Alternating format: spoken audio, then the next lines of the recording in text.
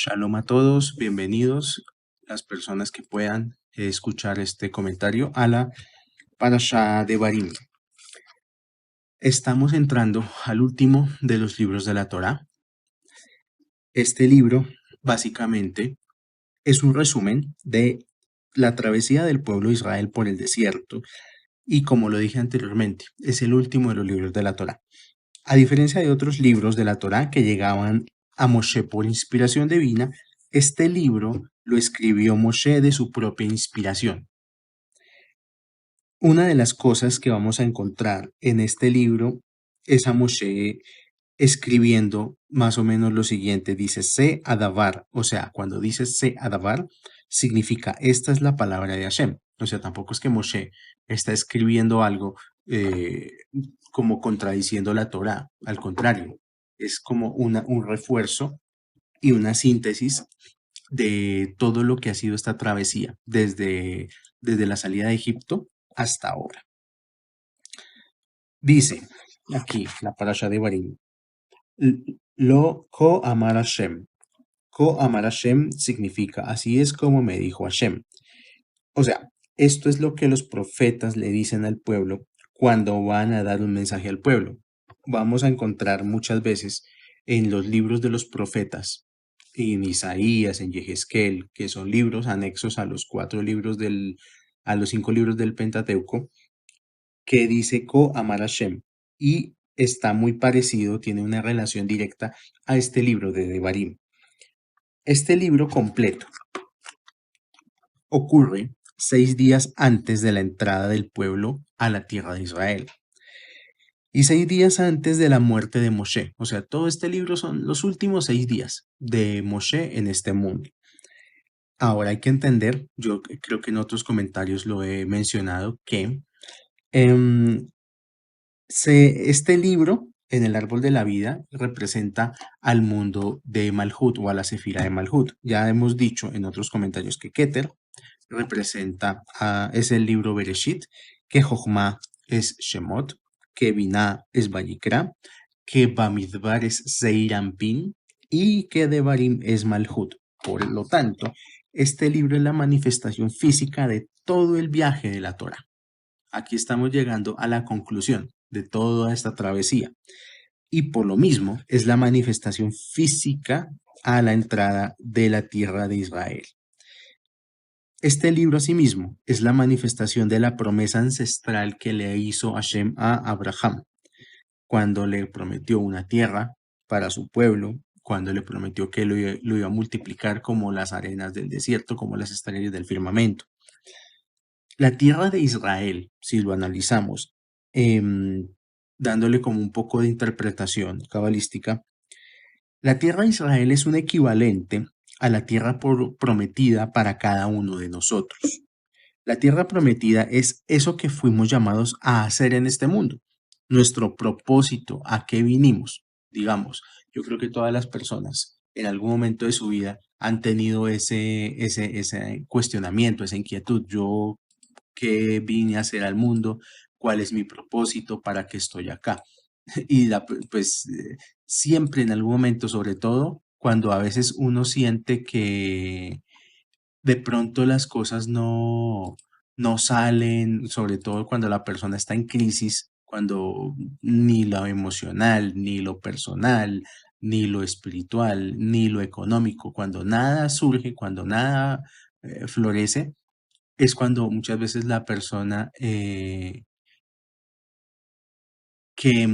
cuando la persona siente ese vacío y se pregunta, ¿para qué vine al mundo? ¿Cuál es mi propósito? ¿Por qué estoy acá? ¿Cuál es mi lugar? El lugar de cada persona es la tierra de Israel. Cada persona tiene su propia tierra de Israel, tiene un propósito por el cual vino acá. Y como se trata de salir de Egipto, o sea, si nosotros estamos en ese escenario, si la persona está en ese escenario de estar perdida sin saber para dónde ir o qué rumbo tomar, debe entender algo, que la luz no te va a sacar de Egipto hasta que no tienes la visión de hacia dónde vas. ¿Por qué salieron ellos de Egipto? Porque sabían tenían un propósito, no salieron a nada, o sea, no salieron simplemente por un capricho, así como cuando el hijo le dice al padre o a sus padres, en esta casa no me entienden, yo me quiero ir de esta casa. Sí, ¿y a dónde se va a ir? ¿Y qué va a hacer? No, no sé, pero me voy de la casa, no me aguanto esta tiranía de mis padres. En este caso no es así. En este caso, salir de Egipto implica ir a algún lado y tener un propósito saliendo de Egipto. De hecho, la Haggadá de Pesaj, las personas que guardan Pesaj en la Haggadá de Pesaj dice, yo te saqué de Egipto y no un ángel. Al final no importa cuánto hagas si eso no te saca de Egipto. O sea, a veces por eso las personas están perdidas haciendo una cosa, haciendo la otra, pican aquí, pican allá, pero nunca han tenido un propósito profundo acerca de lo que están haciendo. Por eso la vida como que no hace clic y no salen de Egipto. Ahora la pregunta es, llegar a la tierra prometida, listo. Pero para llegar a la tierra prometida, primero tengo que tomar una decisión y es salir de Egipto. La pregunta, ¿qué es salir de Egipto? Salir de Egipto es la luz que está oculta en esa visión que tuviste. A veces, digamos, una persona tiene una idea, un proyecto empresarial y se está imaginando su empresa, se está imaginando que esa idea que tuvo va a ser genial, va a tener mucho dinero. Esa idea en sí misma ya existe en el mundo de Atzilut. Bien, eh, pero hace falta que baje y tome forma en el mundo de Malhut. Y al estar en Atzilut, esa energía tiene una luz oculta. O sea, que cuánticamente hablando, en otro plano de existencia, esa empresa próspera sí existe, esa pareja sí existe, esa felicidad sí existe, ese fluir en la familia sí existe. O sea, todo lo que uno se puede imaginar existe en estado potencial y tiene una luz oculta. Eso es lo que nos está diciendo aquí de Barim. Pero entonces además se necesita tener una visión de una tierra prometida y que esa tierra prometida sea grandiosa. Pues está esa otra parte, que la tierra prometida es algo que vale la pena tanto que para ello haya que cruzar un desierto. Eso es lo que nos quiere decir aquí esta porción. Sin eso, uno no puede salir de Egipto. Si uno no dimensiona que todo lo que uno hace tiene una luz oculta, si uno no dimensiona que se necesita una tierra prometida que sea grandiosa, que la idea o que lo que yo tengo en la mente sea grandioso y que por ello valga la pena cruzar un desierto, lamentablemente pues por eso la persona no sale de Egipto. Ahora, hablamos de la luz de Atzilut, hablamos de que toda idea que una persona tiene existe potencialmente en el mundo de Atzilut. Bien, la luz de Atzilut que viene junto con la imagen, es lo que te saca de Egipto. Ahora bien, digamos que aquí el lío no es tener una visión, el lío es cruzar el desierto. Ahí es donde mucha gente se queda atorada y es donde mucha gente se queda a mitad de camino en el desierto. Ahí es donde está como el nudo de la situación. Hay que tener alguna estrategia para atravesar el desierto y poder llegar a la tierra prometida. La forma de pasar el desierto es ir por la luz a Jochma, es decir, sacarle más información a esa idea primordial. Lo que uno hace muchas veces es pasar de una idea y no le saca la suficiente información. Tengo un proyecto de una empresa y solo me imagino el resultado, o sea, ver a la empresa próspera, ver a la empresa haciendo dinero, pero no me imagino el resto, que es toda la información que hay que extraerle a ese proyecto o a ese sueño y el esfuerzo que eso implica. Bien, además eso ayuda a que cruzar el desierto sea más cómodo, o sea, que los recursos lleguen cuando hacen falta. Cuando una persona tiene, así como lo vimos en la parasha, una de las parashot pasadas, cuando una persona hace un voto o una promesa verdadero, o sea, que sea sincero, que sea de verdad, el propio universo, el propio sistema, el propio Hashem le ayuda en el desierto o como sea y le pone a la persona los recursos, le pone las ideas, le pone el qué tiene que hacer para llegar a donde tiene que llegar. Que eso es, digamos, lo más difícil cuando una persona se lanza a atravesar el desierto, que ahí es cuando se genera esa diferencia entre los que salen de Egipto con temor a que se acaben los recursos, a que lleguen a mitad de desierto y ya no haya nada, y los que salen de Egipto con la certeza de que el propio camino les va a dar lo que necesita. Pero ahí es cuando, digamos, la idea tiene que ser sincera, tiene que ser pura, tiene que ser una idea conectada con el árbol de la vida, para que esta condición se dé, para que la persona pueda manifestar a mitad del camino el maná, por ejemplo, que es lo que nos relata la Torá en Bamidbar, es eso, que ellos estaban en el desierto, pero que tenían una nube que los cubría de día.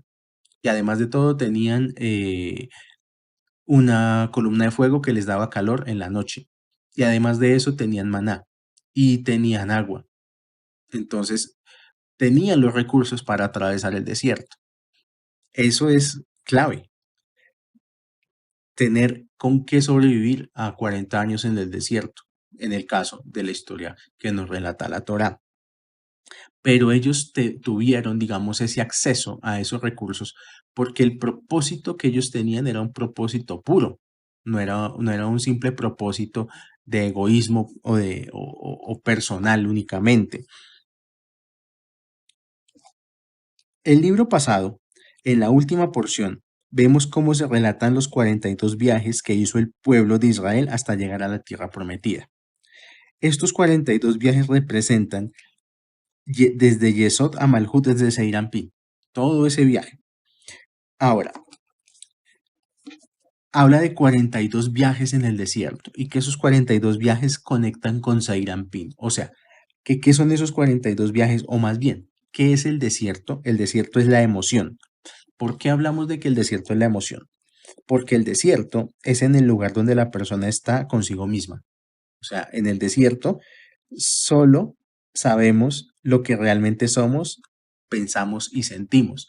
De hecho, por eso muchas personas buscan, cuando están en una crisis espiritual, un retiro espiritual, es de alejarse de la rutina, alejarse de las personas, pasar un fin de semana o un puente festivo lejos del mundo para reencontrarse consigo mismos. Es tal cual, porque van a salir al desierto.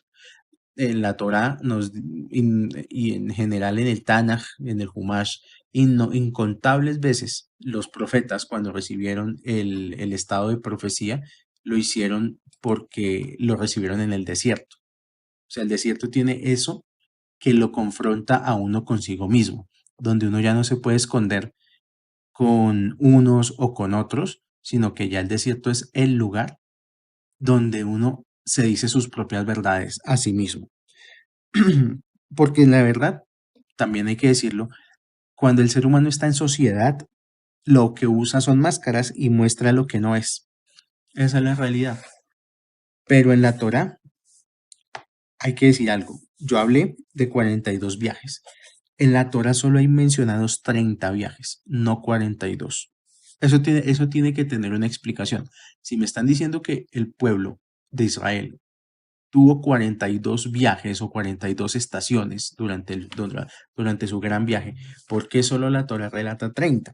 Lo que quiere decir esto es que primero creemos que tenemos el suficiente mérito para obtener todo lo que pedimos. Ahí detrás hay ese primer significado. Siempre nosotros pensamos que lo que pedimos lo merecemos.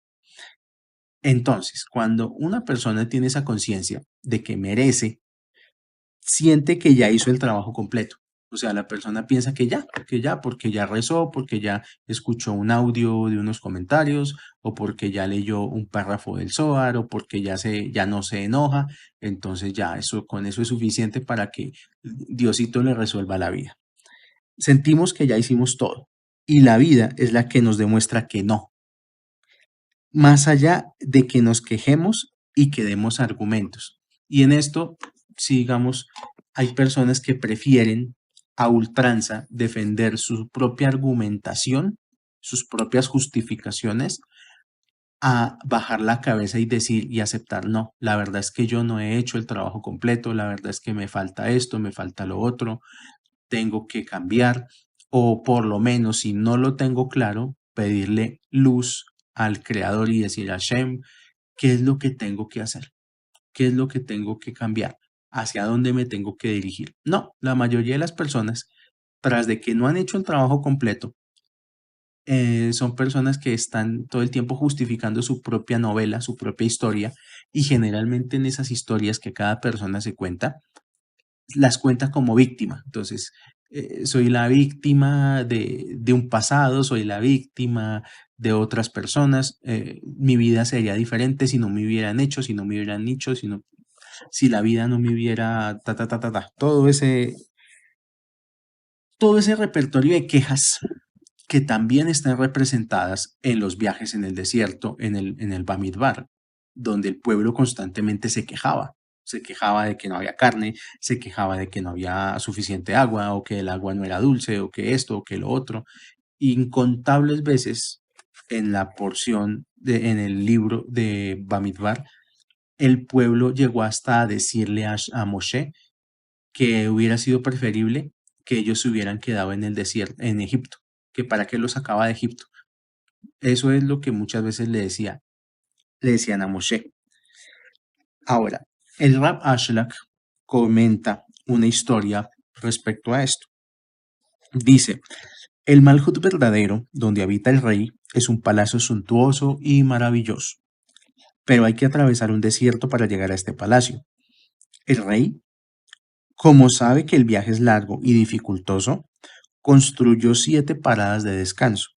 Lógicamente, la parada más lejana del palacio tiene menos capacidad de llevar recursos que la intermedia o que la última que está más cerca del palacio.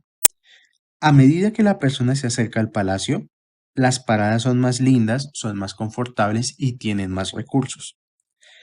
Lo que quiere decir esta historia, y imaginémosla, hay un palacio atravesando un desierto y es un palacio magnífico, como esas películas de ciencia ficción, un palacio perfecto. Y hay un rey dentro de ese palacio. Pero para acceder a ese palacio hay que atravesar un desierto. Pero el rey fue lo suficientemente previsivo y construyó 7, como 7 estaciones, 7 paradas. Y en cada parada dejaba recursos. Lógicamente, la primera parada, por lo que queda más lejos del palacio, es la parada que menos recursos tiene. O sea, ahí la persona para rapidísimo y tiene que seguir porque prácticamente hay muy poquitas cosas y no es que nada. En las siguientes paradas, entre más te acercas al castillo, más recursos hay en las estaciones. Esto es una metáfora de la vida. Cuando una persona emprende la travesía de atravesar un desierto, cuando se llega a una parada más confortable que la anterior, se agradece haber podido salir de la parada anterior. Eso es lo primero. Muchas veces uno, por más de que le haya costado llegar a donde ha llegado, si uno mira hacia atrás, uno dice, uy, pero ¿de dónde venimos? O sea, ahorita pues nos faltan cosas, de pronto no tenemos todo lo que queremos, pero ¿de dónde venimos? Venimos de una situación mucho peor muchas veces. Entonces uno agradece, lo primero que tiene que agradecer es haber salido de Egipto, haber salido de la estrechez, por lo menos en este momento, si bien faltan cosas, estamos mejor que como estábamos antes. Y lo segundo, no podrás saber si más adelante hay una mejor parada si antes no dejas la que habitas y te vas a atravesar el desierto. O sea, que la parada, por más confortable que sea, no nos tiene que hacer olvidar que estamos atravesando un desierto y que no nos podemos quedar, como se diría, en la zona de confort. O sea, que eso también es súper peligroso, quedarse uno ahí eh, por eterno en las paradas en el desierto y, y olvidarse que tiene que atravesar el desierto. O sea, que la parada en el desierto básicamente es un lugar para retomar energías y seguir adelante. O sea, no es nada más. Es simplemente un lugar donde la persona como que se recarga nuevamente para seguir adelante. Y esa es la diferencia entre los que se duermen en sus laureles y los que se arriesgan a caminar en un desierto. Vivir momentos sumamente inconfortables a cambio de eventualmente llegar a un palacio. O sea, tomar riesgos. Como se dice aquí en mi país, Colombia, el que no arriesga un huevo no saca un pollo. Ahora, la pregunta es, ¿para qué sirve un lugar de descanso? Ya se dijo, para recuperar la suficiente energía para volver a salir al desierto. Y obviamente, no es lo mismo salir al desierto descansado y con provisiones a salir del desierto porque completamente se quedó sin recursos. Y eso es lo que le pasa a la gente. La gente muchas veces la vida le pone señales, bueno, muévase, haga esto, haga lo otro, no se quede solamente con esa fuente de ingresos, tenga un plan B, un plan C, y la persona cree que porque consiguió una comodidad económica, entonces ya esa comodidad económica va a ser permanente y no va a tener como otras alternativas en cuanto a su vida económica. Entonces la persona de repente pasa algo como lo que está pasando en este momento en el mundo y se queda sin saber ni para dónde coger, porque pues no tuvo la suficiente previsión de que está atravesando un desierto. Entonces hay que tener mucho cuidado con eso.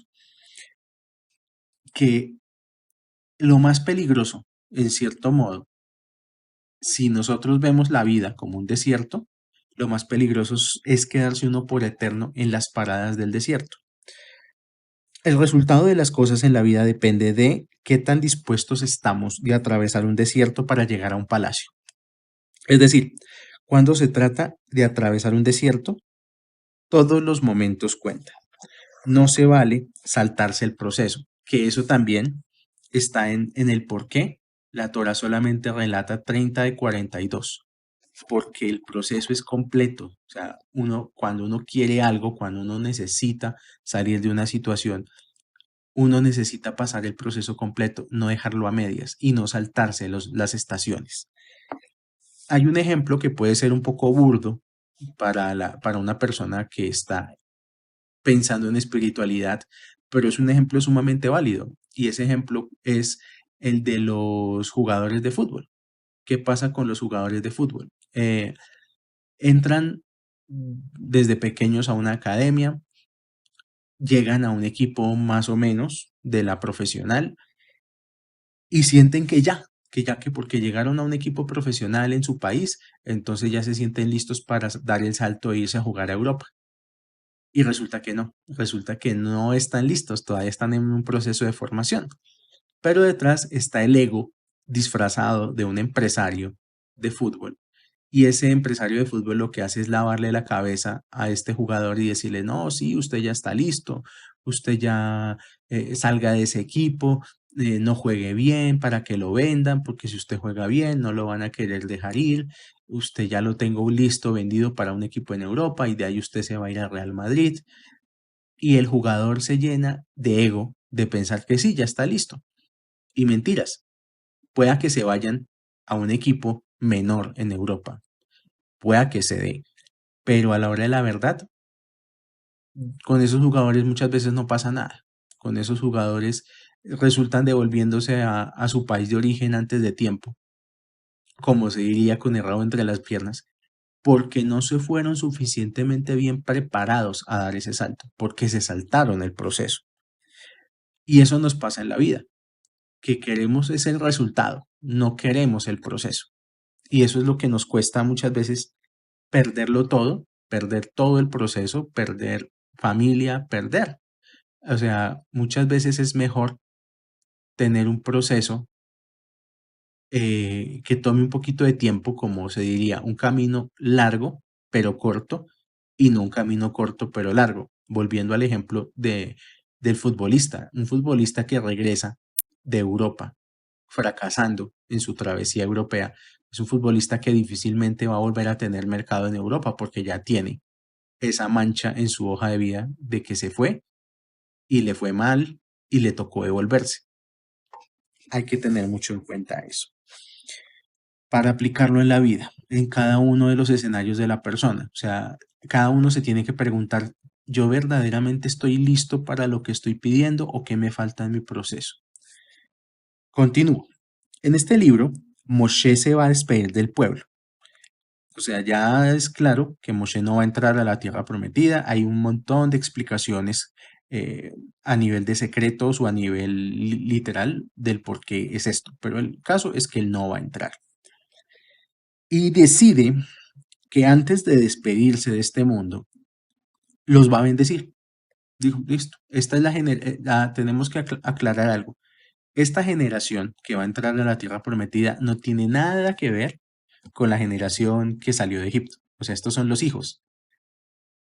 Y son muchachos de 20 años los que van a entrar a la tierra prometida. Sus padres ya murieron en el desierto por causas ya conocidas. El caso es que los va a bendecir. ¿Y cómo los va a bendecir? Con un regaño. Y un regaño no cualquier regaño, con el regaño. Y aquí va a suceder un efecto, que es un efecto opuesto al de Bilam. ¿Se acuerdan de la parasha de Balak? Donde Bilam quería maldecir al pueblo y lo bendecía. Aquí, en esa parasha, Bilam los quería maldecir y los terminó bendiciendo. Aquí, Moshe los quería bendecir y los empezó a regañar. Pero entonces fue el efecto contrario, porque a través del regaño fue que los bendijo. En el judaísmo se dice que cuando estás enojado con una persona, debes esperar al menos 3 días para ir a hablar con esa persona. O sea, no es como nosotros hacemos, que medio nos disgustamos con una persona e inmediatamente queremos ir a cantarle sus 3 verdades, pero a la de ya. O sea, no nos queremos esperar ni un instante, sino ya quiero ir a decirle a esa persona hasta de que se va a morir. En el judaísmo se dice que no. Una persona siente una molestia, una inconformidad con alguien y tiene que esperar por lo menos 3 días. Pues Moshe esperó 40 años para decirle al pueblo todas sus verdades. Él se aguantó. Este regaño que le da a estos muchachos fue un regaño que se aguantó él 40 años. Sin embargo, el libro de Devarim muestra que el jalón de orejas fue atenuado, fue un jalón de orejas con mucha misericordia. Esto también tiene un efecto espiritual, de atenuar el juicio sobre el pueblo de Israel. O sea, lo que Moshe sabía era que lo que habían hecho los padres de estos muchachos había sido muy negativo. Y Moshe no quería que ellos, siendo una nueva generación que iba a entrar a la tierra prometida, cargaran con eso. Ellos no querían que cargaran como con la herencia de los padres.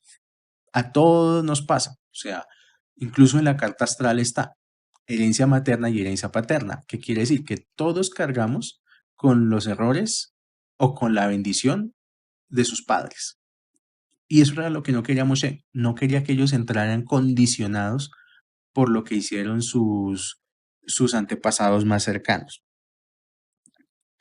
Y por eso la fórmula que encontró Moshe fue un regaño.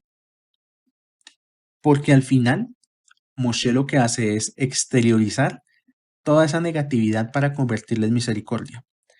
Y lo que al final Moshe logra es hacer que, digamos, decretar más bien, que no fue tan malo lo que sus padres hicieron. Al final, ese es el efecto espiritual, decretar que no fue tan malo. O sea, que Moshe también, a través de ese reproche, él también hace su propia catarsis. Y él acepta que todo lo que vivieron e hicieron los israelitas tuvo que ser así para poder llegar a la tierra prometida. Y este es, digamos, uno de los puntos más importantes de estudiar Devarim. Una de las cosas que impide que las personas entren a la tierra prometida es no poder hacer las paces con su vida y con su pasado. O sea, las personas generalmente ven hacia atrás y solo ven historias de víctimas y de victimarios en su camino. O sea, cuando miran hacia su pasado, es un pasado de víctimas y de victimarios, que cuando chiquito me pegaron, que cuando chiquito me hicieron bullying, que esa pareja que me hizo tanto daño, que se metió con mi mejor amigo, mejor dicho. Y para muchas personas es imposible desligar el sentimiento de dolor de sufrimiento o de reproche de su pasado. Y es que esto sí es una cosa que es una ley espiritual. Puede ser justo, puede ser injusto, pero así es. Y esto es que no hay tierra prometida para gente víctima. La tierra prometida es para ganadores. Para los demás es quedarse afuera. O sea, que uno tiene que llegar a un punto en el cual comprenda que no es víctima y que no tuvo victimarios, que lo que ha tenido en el camino son maestros. O sea, que no hay víctimas. Hay alumnos y maestros. Que esa persona que le hizo tanto daño al final fue un maestro y lo estaba ayudando a llegar a la tierra prometida. El que se pone como víctima termina como refugiado y la vida es aún peor de cruel con los refugiados. Y pues se puede ver claramente con las personas que, por ejemplo, en una ciudad como Bogotá llegan a diario expulsadas de sus tierras por la violencia y llegan con la conciencia de que son víctimas. Y todo el tiempo, hasta el propio Estado les dice, ustedes son víctimas, ustedes son víctimas, ustedes son víctimas. Les crean un escenario espiritual de victimización. Y esas personas, por eso, también, a nivel sistema, el sistema los trata como víctimas. Y por eso tienen que pasar a veces tantas o más dificultades que si simplemente no se hubieran salido de su tierra. Es porque es un problema espiritual. Y un problema espiritual es de espíritu. ¿Con qué espíritu yo estoy enfrentando la vida? Si estoy enfrentando la vida con ese espíritu de pobrecito yo, que me hicieron tanto, ahí no va a pasar nada con uno, no va a pasar nada a nivel ni personal, ni espiritual, ni nada. Y lo único que uno va a generar en las demás personas es esa conmiseración, ese pesar.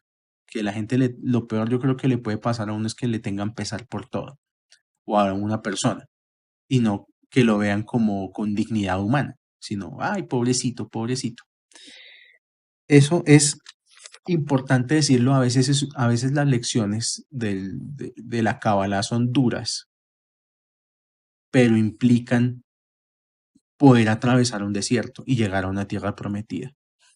De eso se trata esto que se está diciendo en estos comentarios, que la tierra prometida no es para víctimas. Entonces la persona tiene que dejar de verse a sí misma como una víctima si es que aspira a tener acceso a la tierra prometida. Ahora, si todo lo que has vivido lo superaste y estás en paz con tu vida, ¿qué te hace pensar que no puedes con lo que venga después? Ese es el efecto.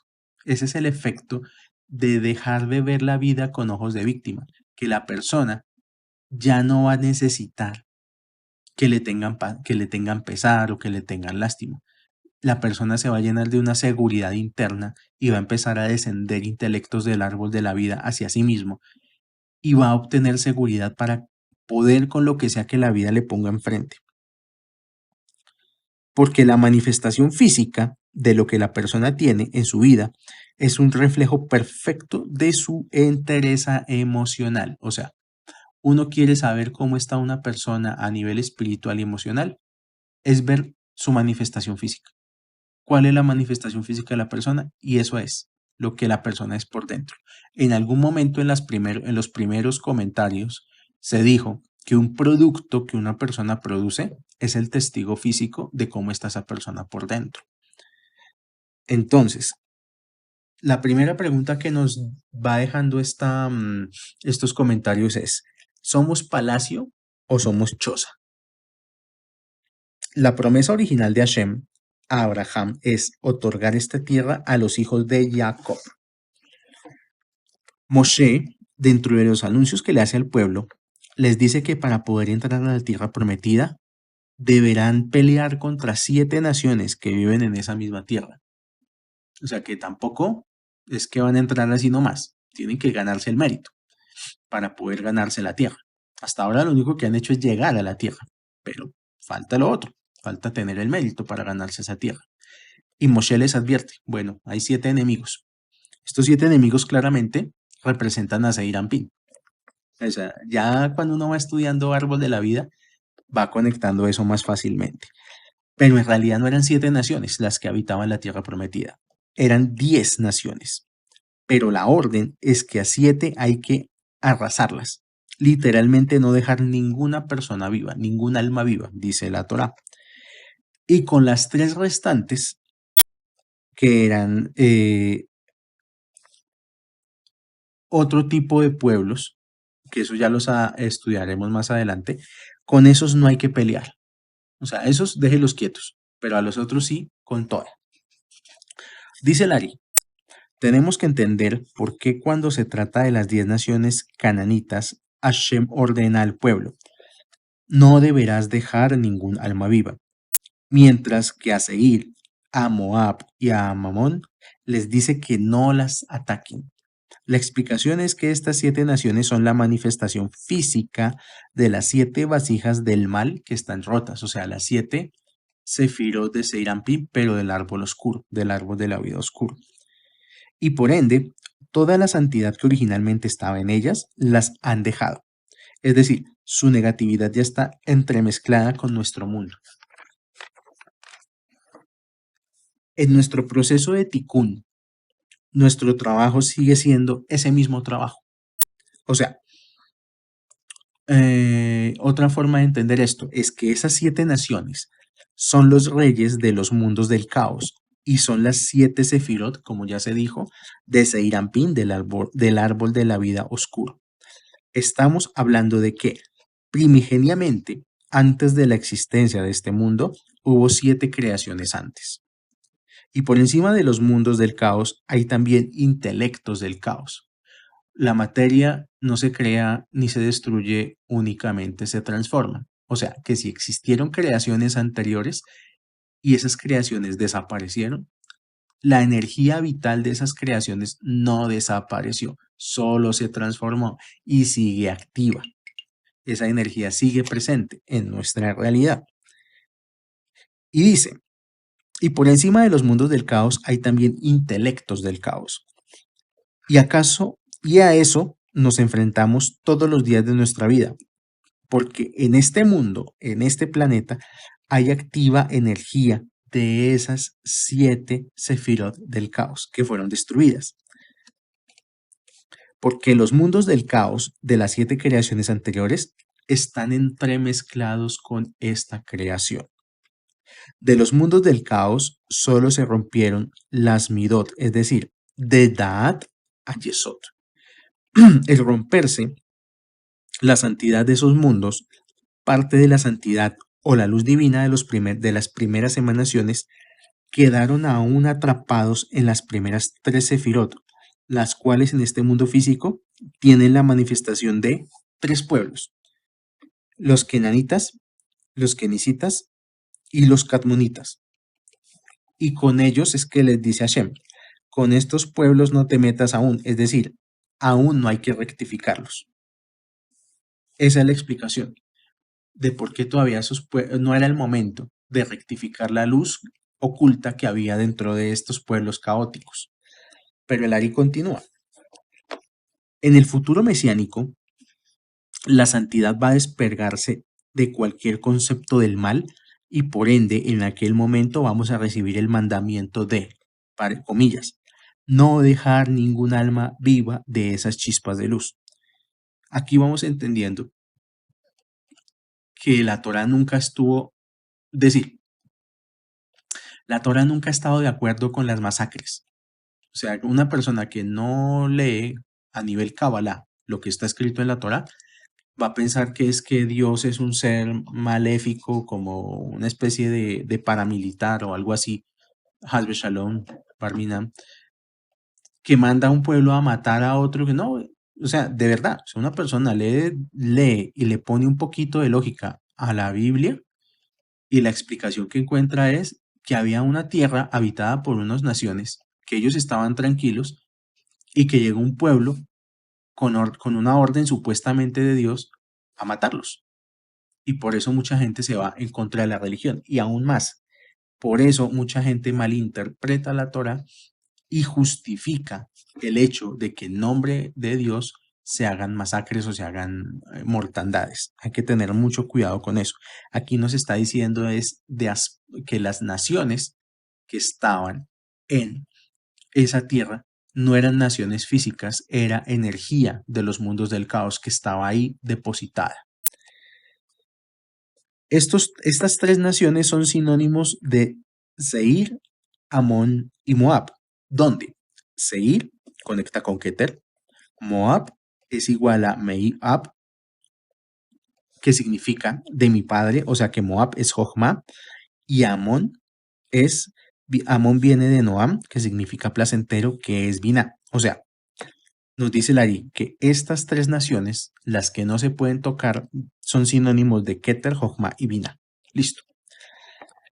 Seir, que ya dijimos que es Keter, representa a Edom. Y estos son los reyes que gobernaron la tierra de Edom, que no eran de esta tierra, sino solo reinaron sobre esta tierra. Esta es otra cosa que hay que aclarar. Es cuando la Torá menciona que una persona le menciona de dónde proviene, lo que está diciendo es que no es de este mundo. Y eso indica el hecho de que la Torá, cuando menciona a los reyes del caos, menciona de qué país son. Cuando en la Torá uno encuentra que le están diciendo de qué país viene tal persona, quiere decir que esa persona no es de este mundo. Los samsonitas representan el Jochma del caos, el cual sí fue removido. Las multitudes mixtas que salieron con Moshe de Egipto derivan de este pueblo o esta conciencia de Jochma del caos. O sea, cuando hablamos de Jochma del caos, hablamos de egoísmo. Personas que solamente buscan recibir para sí mismos. Al igual que cualquier persona que tiene la capacidad de tener pensamientos egoístas o en contra de los demás. Lo que nos está diciendo es que uno tiene que tener cuidado porque el hecho de desarrollar pensamientos egoístas quiere decir que la persona tiene chispas que provienen de estas multitudes mixtas. Ahora, el nombre Sihón está relacionado con Sayaj, y Sayaj significa bebé burro, y Sihón personifica un tipo de mal que está identificado con el burro, o sea, con la obstinación, y está directamente relacionado con el prepucio, el cual debe ser removido. Digamos que aquí esta es una de las explicaciones a la circuncisión.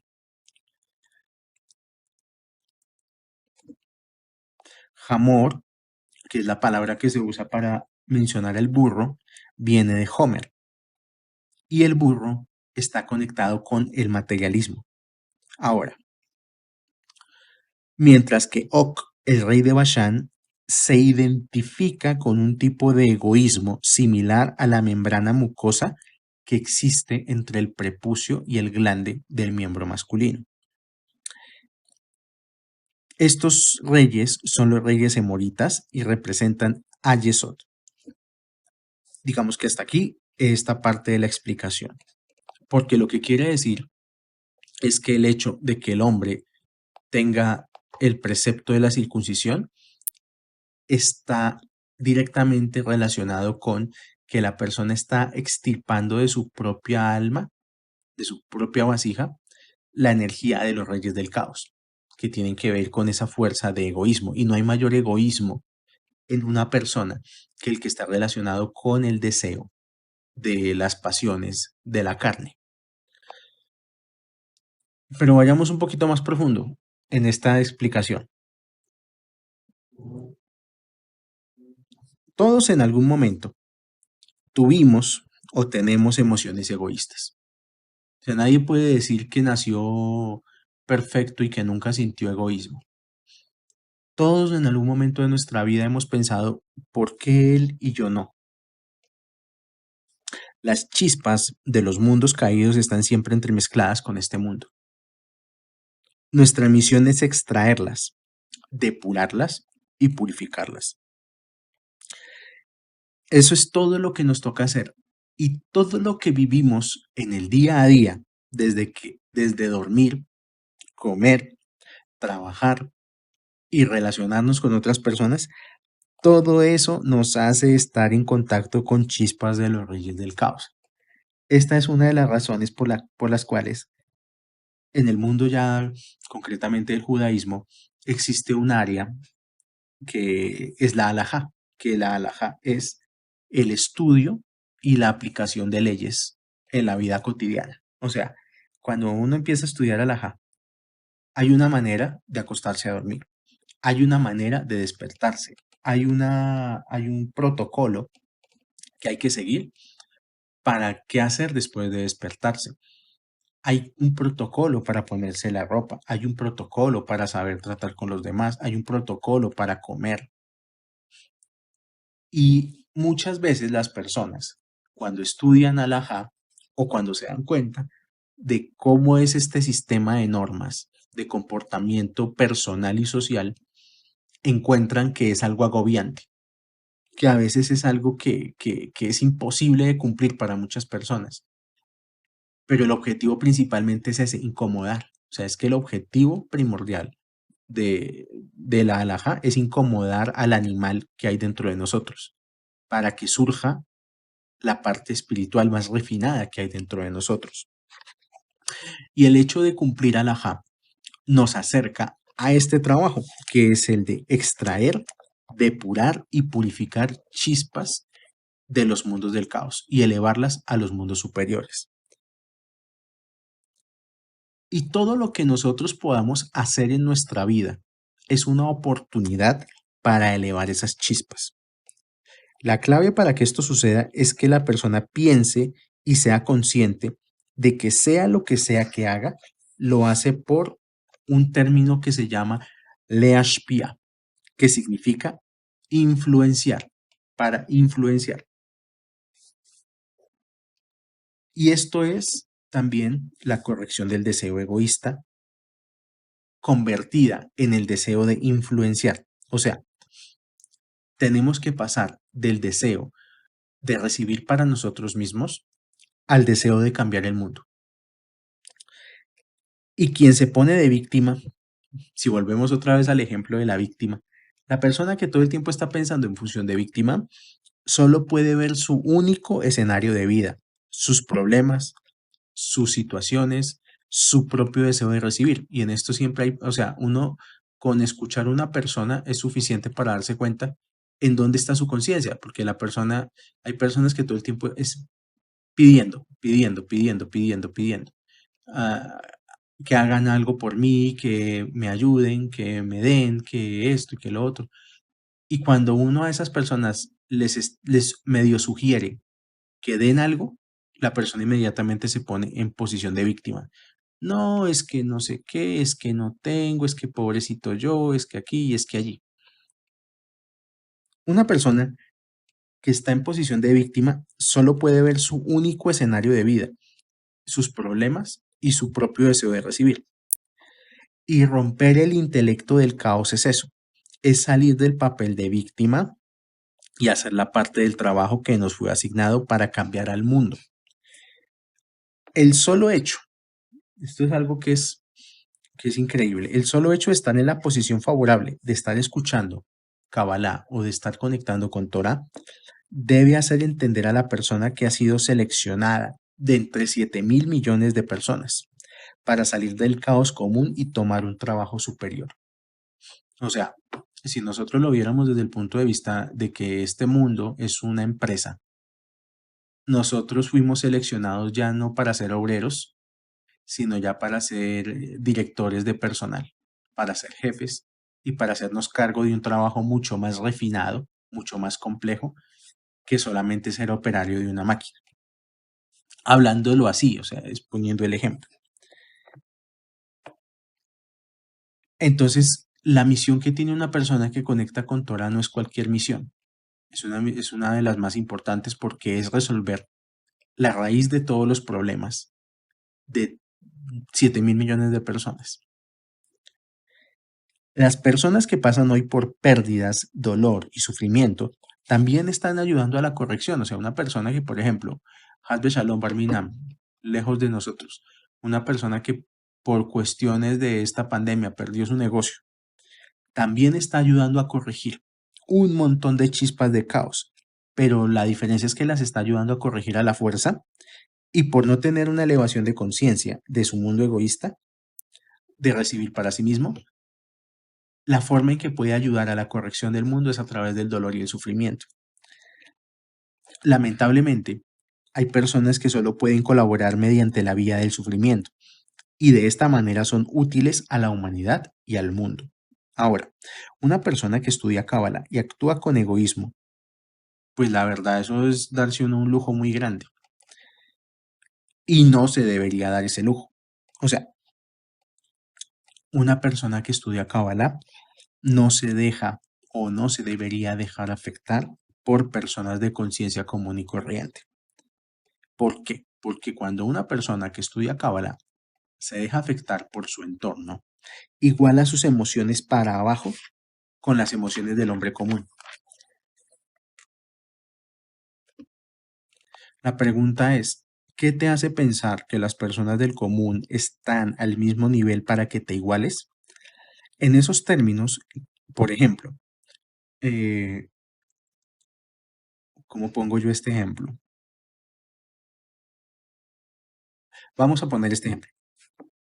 Digamos que hay alguien que funda un banco. ¿Cuál es la función de un banco? Robar a la gente, pero robar las cuentagotas y que no se dé cuenta. Le pongo, digamos que bajo el pretexto de que le voy a cuidar su dinero, una cuota de manejo por aquí, una cuota de manejo por allí, que tu tarjeta de crédito, entonces los intereses y aquí y allá y patatín y patatán. Pero por todo lado, que necesitamos ir al cajero, entonces también usar el cajero cuesta. Por todo cobran los bancos. Ya todo eso, todo el mundo lo sabe. Ahora, ya tenemos ese ejemplo, el de quien funda un banco para robar a la gente poco a poco. Y ahora el otro ejemplo, el que funda una banda de atracadores para asaltar un banco. Están en la misma conciencia. O sea, el que pone un banco y se cree superior y se cree antes que está dando empleo, y el que funda una banda para asaltar, están en la misma conciencia. Llevan por dentro lo mismo, el mismo deseo de aprovecharse de los demás. Solo que el que funda el banco posiblemente no tenga los mismos huevos del asaltante y no sea capaz de coger un arma y hacer las cosas de golpe, porque por eso a los asaltos se les llaman golpes, porque es de golpe que se llevan el dinero. Y así es la gente del mundo. ¿Cómo es la gente del mundo? Estamos llenos de personas que presumen de altos valores y moralidad y por dentro son iguales a la persona más inmoral. Otro ejemplo, ¿qué es el sistema de salud? Es el negocio de tener gente enferma. El sistema de salud, la CPS, todo este tema es una industria que tiene un único fin y es que la gente se enferme. La sanan de una cosa y la enferman de otra. El punto, bueno, el punto es que ya no hay mucha, el punto es que ya hay mucha gente sufriendo, ya hay mucha gente pasándola muy mal, como para que un cabalista se dé el lujo de también ponerse a sufrir sin ninguna necesidad. Sí, ¿y por qué pongo este ejemplo? Y esto que dije del ejemplo del banquero y del asaltante lo voy a tomar más adelante.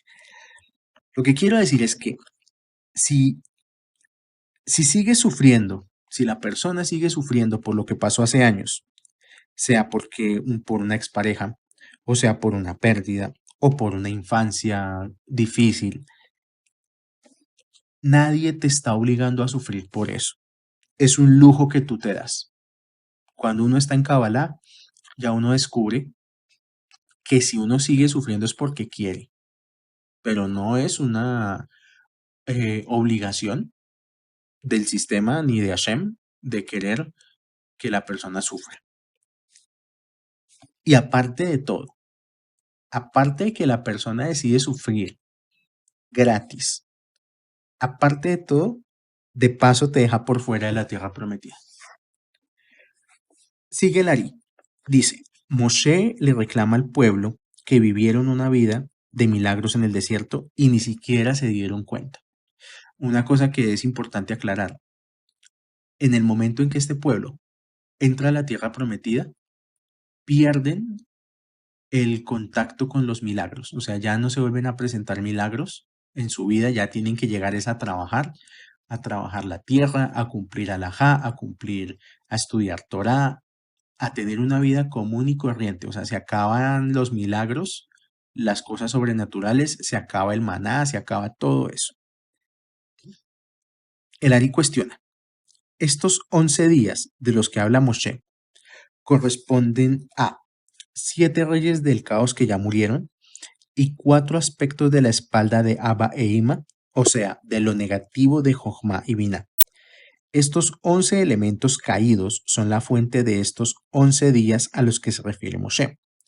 Y ya fue explicado en una parasha, creo que fue Kitabo, que el número 11 conecta con las 11 maldiciones, con las 11 cortinas que tenía el Mishkan, 11 cortinas de cuero, y con las 11 especias del Ketoret.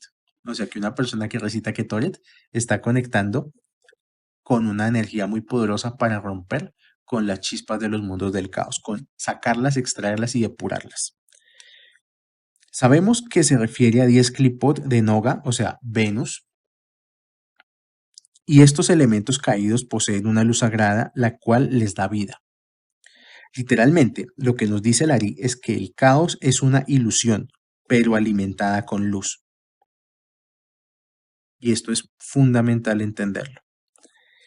En el momento que se le extrae la luz a este caos, desaparece de la existencia.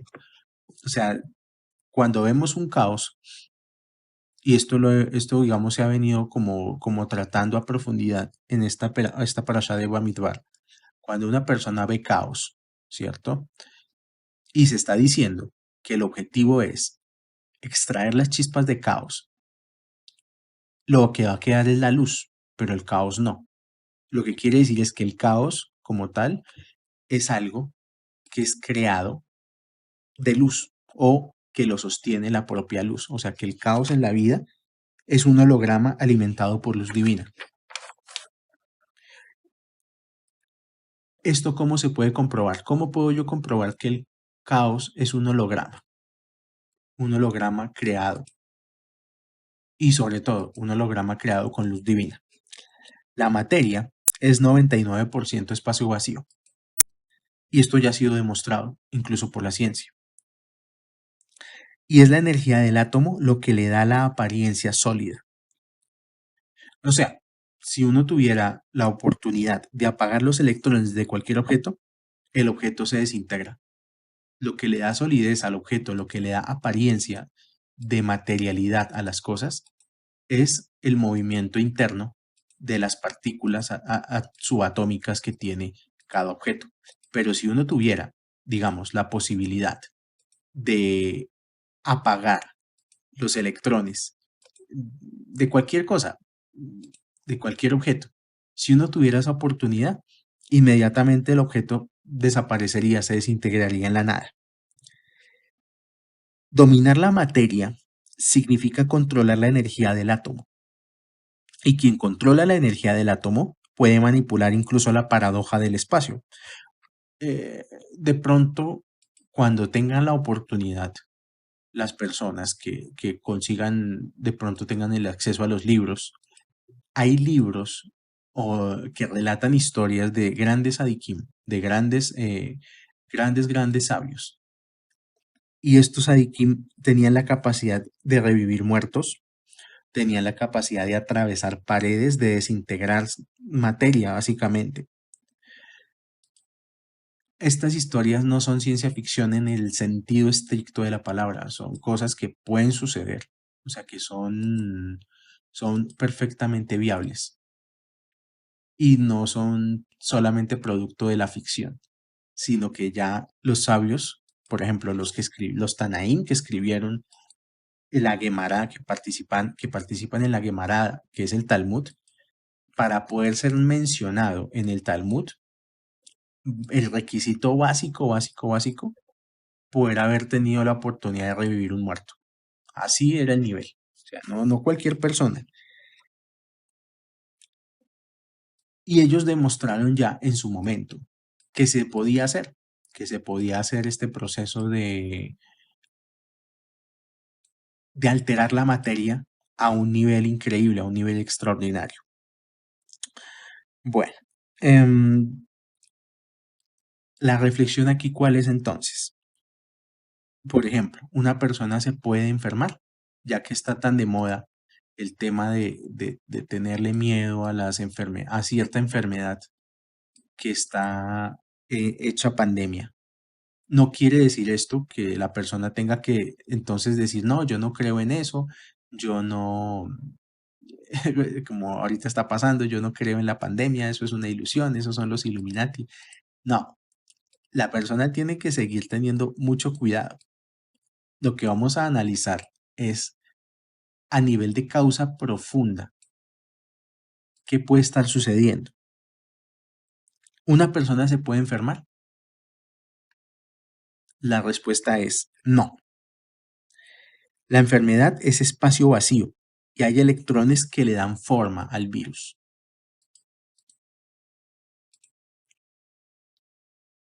Y la persona le da total atención a su dolencia, con lo cual refuerza la luz de esos electrones.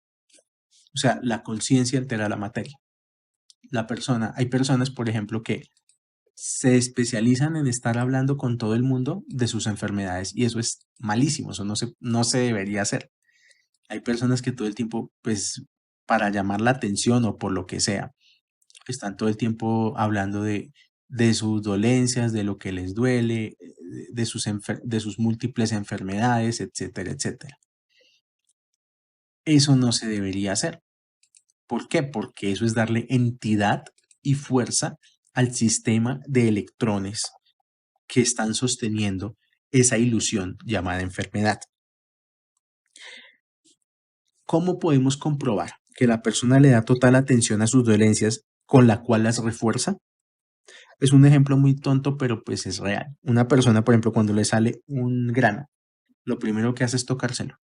Y al comienzo el grano ni se notaba. O sea, el grano no aparecía en la cara o en cualquier parte del cuerpo, pero se lo empieza a molestar, se lo empieza a rascar, y se lo rasca tanto, tanto, tanto, que hasta que al fin se brota. Por ejemplo, una persona que se hace una pequeña cortadura y todo el tiempo se está molestando la cortadura y no se deja cicatrizar. Y así pues, ese es como el tipo de ejemplo que demuestra este postulado. La persona que con todo el mundo habla de sus dolencias está entrenada a obsesionarse con su propio caos. Esto es una llave para empezar a entender que parte, no es toda la solución, es solo una parte. Parte de la solución a esto que está pasando en el mundo es polarizar un poco la conciencia y dejar de estar todo el tiempo enviándole energía mental a esa situación de ese virus. La otra parte, lógicamente, es que hay que cuidarse porque no es o sea, por más de que sea una ilusión, es una ilusión muy real, por paradójico que suene. O sea, digamos, manipular la materia es propiedad de gente muy elevada y uno no debe cometer el error de sentir que uno puede desafiar a las leyes de la naturaleza con una conciencia pues apenas básica. Ahora, sigo. A diferencia de las 10 sefirot del árbol de la vida, las sefirot del caos no tienen la capacidad de absorber la luz. O sea, las sefirot del caos no pueden absorber luz. Las sefirot del árbol de la vida sí pueden. Por eso se llama la luz del árbol de la vida Oraganus, que se llama luz oculta. ¿Oculta dónde? Dentro de la sefirot. Es decir, tenemos una incapacidad de ver el árbol de la vida en todo lo que somos, vemos y hacemos. Pero en cambio el caos sí lo vemos. ¿Por qué? Porque el caos no puede entrar dentro de la sefirot. Entonces el caos es visible, mientras que la luz verdadera no es visible. Las vasijas del árbol oscuro no tienen afinidad con la luz divina, porque la luz divina no tiene afinidad con lo profano. Por eso es un segundo llamado de atención a tener muy presente la alajá. Puede que las vasijas del árbol oscuro atraigan la luz, pero la luz merodea alrededor de ellas. Al no poder ingresar, generan 11 tipos de entidades, 10 sefirot vacías y una onceava que hace que el caos sea tan atractivo físicamente. Aquí, esta parte nos está diciendo que cuando una vasija tiene luz divina, es modesta. Por ejemplo, hay mujeres que se visten con mucho recato o con mucha decencia, pero aún así atraen miradas. Y todo aquello que necesita exhibirse tiene la tendencia a brillar únicamente por fuera. Y todo lo que brilla por fuera tiene menos luz interna. Volvemos al tema. Una mujer que muestra todo y, por decirlo de manera decente, no deja nada a la imaginación, el problema no es ético ni es moral. Ese no es el problema. El problema es que está demostrando que no tiene capacidad de recibir y de atesorar luz interna. Y la luz solamente merodea alrededor de esa persona. Y esta es la explicación mística de lo que dice el Talmud en el Tratado de Sanedrín. Aquel que agrega en realidad quita. Sigo. Todo aquello que necesita de más fisicalidad obstruye la verdadera luz que pudiera tener y no tiene. Repito, todo aquello que necesita de más fisicalidad obstruye la verdadera luz que pudiera tener y no tiene. Un ejemplo, los famosos gurús que ahora salen por redes sociales, por YouTube, por Instagram, esos gurús de superación financiera, que se muestran siempre como gente sumamente exitosa, porque tiene que ser así, o sea, para que les crean, la gente incauta lo primero que tiene que mostrar es que tienen mucho dinero. Te tienen que hacer sentir eh, que ellos no valen nada, que las personas que los vemos no valemos nada, ¿cierto? Que la vida de ellos es la vida que hay que vivir, que lo que más importante en este caso es seguirlos a ellos y que ellos tienen supuestamente el secreto para la libertad financiera. O sea, por ejercicio, pónganse ustedes a escucharlos, a los, eh, a los famosos gurús de la vida financiera, de la superación financiera. Y todos tienen el mismo modo de operar. Se muestran externamente como multimillonarios. Puede ser mentira, puede ser solamente un truco de cámara. Le dicen a la gente que su vida es una porquería, pero además que ellos tienen el secreto para sacarlos de esa vida miserable. ¿Y cuál es el secreto? Venderles libros, venderles conferencias, venderles. O sea, ese es un ejemplo directo de cuando algo no tiene luz verdadera. Ahora bien, para que el día brille en la noche, es decir, para sacar las chispas de luz atrapadas en el caos, es necesario un proceso de separación, el cual proviene de nuestra interacción apropiada con el mundo físico.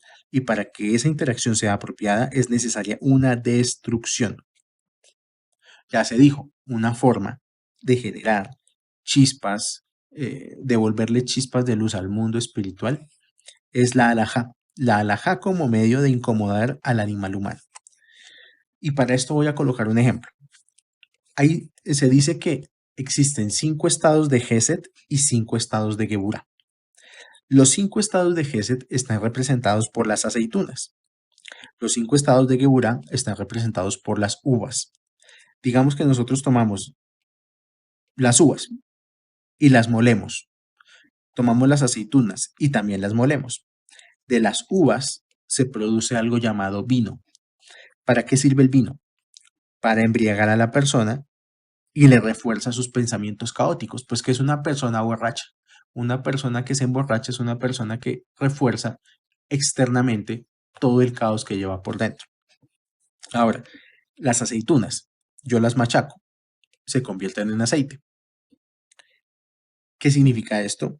Sacar un aceite de unción para convertir a una persona común en un sumo sacerdote. O sea, el vino de una persona común la puede convertir en un caos con patas. El aceite puede convertir a una persona común en un sumo sacerdote. La pregunta es, ¿qué estamos moliendo nosotros en nuestra vida? ¿Estamos moliendo odio? ¿Estamos moliendo resentimiento? ¿Estamos moliendo dolor? Pues bueno, de eso es lo que va a salir alcohol. ¿Qué tipo de alcohol? El alcohol para embriagar y justificar el propio caos que tiene la persona. Hacer el mal es salir todos los días al mundo solo a pensar en uno mismo. Todo lo que estoy diciendo es para llegar a este punto, que salir a hacer el mal no es solamente quitarle el puesto a una viejita en un bus o robar, no. Desde lo más esencial, si yo me despierto o la persona se despierta todos los días y sale al mundo solo a pensar en sí misma, eso es hacer el mal. Ay, pero entonces empieza la gente a justificar, porque es que la gente justifica su caos. No, pero si yo con mi empresa doy empleo, yo soy una persona útil para la sociedad. Yo no quiero nada regalado. Bueno, listo. Con que usted es una persona buena porque tiene una empresa, ¿así? ¿Usted trata a sus empleados con respeto? ¿Usted le paga a tiempo a la gente y le paga lo justo? ¿Usted explota a la gente? ¿Usted usa su empresa para agrandar su ego? Porque mucha gente utiliza sus empresas es para agrandar su ego y mostrarse como súper exitosos. Ahorita en Colombia, por lo menos, hubo el caso, antes de que sucediera la pandemia, de un chef de esos famosos que salen en programas de televisión, que él, pues todo el tiempo está, digamos, proyectando una idea de prepotencia, de arrogancia, de superioridad en cuanto a lo que él hace. Y a él descubrieron que sus restaurantes estaban diseñados para, para que los empleados entraran por una puerta pequeñita y pudieran entrar acurrucados, o sea que no entraban, ni siquiera podían entrar con dignidad, sino que los empleados tenían que entrar casi que arrastrándose para que los comensales de sus restaurantes no se dieran cuenta de la llegada de los empleados. Y esa misma persona ahorita se está quejando que porque le ha tocado cerrar un montón de restaurantes y que supuestamente él le aporta a la sociedad y no sé qué y sí sé más. Entonces ahí es cuando uno se pregunta, bueno, ¿dónde está la causa? Sin querer entrar a juzgar, pero ¿dónde está la causa a muchas veces las cosas que las personas atraviesan? Porque hay una causa previa siempre. O sea, no es que la persona de repente perdió su negocio. Tuvo que haber una causa, hay causas previas. Pero entonces la persona sigue justificando su caos porque es más fácil eso y es más reconfortante a aceptar cuando una persona se ha equivocado y la persona sigue. Pero yo con mi negocio estoy aportando a la sociedad. Entonces, así, bueno, miremos tu negocio. ¿Tú estás cobrando lo justo? ¿Tú das valor agregado con tu negocio? ¿Tu producto le hace bien a la gente? ¿Tú cuidas el medio ambiente? ¿O tú produces aquí en Colombia o en el país que sea, produces local o todo lo estás trayendo con containers de la China para venderlo acá súper barato y dañar la economía de tu país? Entonces la persona sigue justificando su caos. Ah, no, entonces el malo soy yo, pues. Cuando todo el mundo hace lo mismo, es que todo el mundo es así, es que el vivo vive del bobo y el bobo de papá y mamá.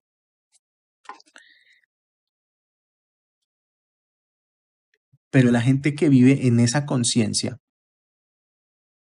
no se da cuenta de algo. Resulta que el valor más escaso en el mercado, si habláramos en términos de mercado, el valor más escaso es pensar en los demás. Y es tan escaso que las personas darían lo que tengan por él.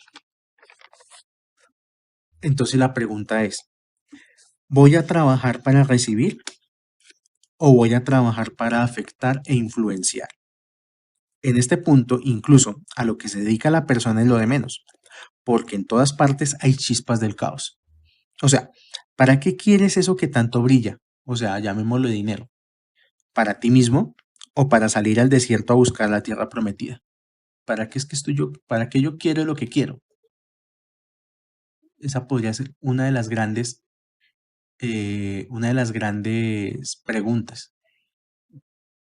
Toda la vida, de pronto las personas pasan toda una vida queriendo cosas, pero ni siquiera saben para qué las quieren o por qué las quieren. Y este es el significado místico de lo que Moshe le reclamaba a la gente. Estos son los 11 días de Jerob. Uno empieza el camino desde la destrucción, Joreb, pero desde ese lugar de destrucción es de donde uno sale hacia la montaña de Seir. Porque todos nuestros sabios saben que hasta que fue creado el mundo de Tikkun, el creador se la pasó construyendo y destruyendo mundos. Y esto quiere decir que la redención final depende de nuestro proceso de afectación del mundo en estos días. Cuando la Torá se refiere a días, está hablando o de los milenios de la creación o de días de la semana. Ahora, este conocimiento que se puede usar para influenciar bondad en el mundo es el mismo combustible de las sectas. Es muy curioso, pero esta misma energía que uno puede utilizar para rectificar el mundo es la misma energía con la cual se construyen las sectas. ¿Por qué? Las sectas se valen de hacer pensar a las personas que son elegidos para un bien superior. O sea, el combustible de las sectas es esa necesidad que la persona tiene a nivel inconsciente de cambiar el mundo. Y la gente se lo cree y no le importa vender sus propiedades o colocar una bomba en nombre de ese supuesto bien superior. Hay gente que se enloquece, llegan al punto de que sienten en su corazón que eso es lo que hay que hacer y que eso es lo que hay que trabajar, que la persona no importa, que no importa cuántas personas tengan que morir en nombre de ese bien superior. El comunismo también se alimenta de eso, de que para que la revolución llegue hay que un poco de gente tiene que morir y ellos lo ven como algo aceptable. O sea, a ese punto también se puede llegar en el lado negativo. Y mucha gente cae en eso de las sectas aún siendo muy inteligente. ¿Pero por qué? ¿Por qué la gente cae muchas veces o en un gurú del emprendimiento o en un gurú de la superación personal o en un líder de una secta? ¿Por qué? Muchas veces es gente inteligente, no es gente ignorante. Porque el alma sabe que en el fondo sí vino a cambiar el mundo. Los líderes de esas falsas organizaciones cuentan con eso, que la gente sí vino a cambiar el mundo y se aprovechan de eso, pero para el lado negativo. Ahora, la persona sabe a nivel interno que vino a cambiar el mundo. La pregunta es entender cuál mundo. ¿Yo vengo a imponer un cambio a las malas a los demás, como los regímenes comunistas? ¿O yo vengo a cambiar la porción del mundo que me fue asignada? Eso es importante entenderlo. El mundo que venimos a cambiar es el que tenemos más cerca y que podemos afectar, empezando por nosotros mismos. Muchas veces antes de pretender cambiar a mi familia, de pretender cambiar a los demás, de pretender cambiar a mis compañeros de estudio, tengo es que cambiar yo primero, antes de buscar convencer a los demás de que yo tengo la verdad, o antes de intentar vender una ideología o lo que sea. Primero el que tiene que cambiar es uno mismo. Y por ejemplo, uno de los peligros de esas sectas comunistas es ese, que ellos creen que la solución es imponiendo a las malas un orden sin libertades. Y eso es peligrosísimo. Además, uno, uno sabe que uno tiene que empezar a cambiar por uno mismo, pero es que nunca se empieza por pensar, pero no se empieza por pensar egocéntricamente que estoy cambiando el mundo simplemente porque medito o porque rezo en hebreo. Eso tampoco es así. Ahora, dice aquí, puesto que las revelaciones causadas por la elevación de las chispas, tal como ya lo sabemos, son el alimento de la redención, puesto que hasta que no liberamos las chispas atrapadas en la clipa a ascender a convertirse a días de santidad. Y todo lo que alude al decir que fueron desde Jerob hasta Seir a través de Kadesh Barnea, esto también está en Devarim, donde dice, Kadesh representa la energía de Shabbat y a la santidad de todos los días de la semana. Entonces, cuando una persona va a trabajar, ¿qué pasa cuando una persona va a trabajar? O sea, vamos a asociarlo con la tarea que tenemos todos de elevar chispas de santidad. Cuando una persona va a trabajar, hace un esfuerzo en el mundo. ¿Para qué hace ese esfuerzo? Para extraer un dinero. ¿Para qué quiere ese dinero? Para comprar recursos. ¿Y para qué quiere comprar recursos? Para que le den energía para ir a hacer un esfuerzo en el mundo. O sea, es como un círculo vicioso. Estamos todos trabajando en extraer chispas. Ahora, hay personas que han aprendido algo. Hay personas que han aprendido a extraer más chispas con menos esfuerzo. Y hay personas que han aprendido a que su trabajo sea capaz de afectar. Cuando habla de Kadesh Barnea, Barnea es una palabra que significa o alude a aquel que merodea, o sea, que va y viene, indicando que estas chispas de luz van y vienen en este mundo y en los mundos del caos. La redención final, ¿de qué depende? Depende de que la persona, si tiene una chispa de luz al lado, la libere y lo haga en nuestros días de forma rápida. Es decir, ya para concluir, todo lo que estamos viviendo en nuestra vida es un lugar sagrado. Ese caos que nos tocó atravesar, que incluso nos destruyó algo, ese es el lugar más propicio para construir sobre eso. Aceptar que ese lugar de destrucción es el lugar donde están todos los maestros juntos. Y nuestro trabajo es hacer que la basura que nos rodea desaparezca para siempre. La vida no se soluciona yendo a terapia 10 años para terminar culpando a los demás de nuestro basurero. ¿Cómo se empieza entonces este trabajo? No es pensando en cambiar el mundo, paradójicamente. Venimos a cambiar el mundo, pero no de la manera que creemos. Es dejar de lado nuestros pensamientos de caos. Es dejar de transferir energía de luz al caos. Es dejar de moler negatividad. Y es dejar de culpar a los demás. Es dejar de tener pensamiento de víctima, atravesar un desierto y también atreverse a entrar a la tierra prometida. Cada cual tiene su propia tierra prometida. ¿Cuál? Que lo piense cada persona y que analice si es un deseo sincero de su corazón y que no sea una ilusión de su ego y de su deseo de recibir. Que Hashem nos bendiga a todos, que nos dé Parnasá, Refuah Shelema, Atzlajá, y con la ayuda de Hashem, si Él lo permite, nos escuchamos en el próximo audio de comentarios de la porción de la semana. Shalom.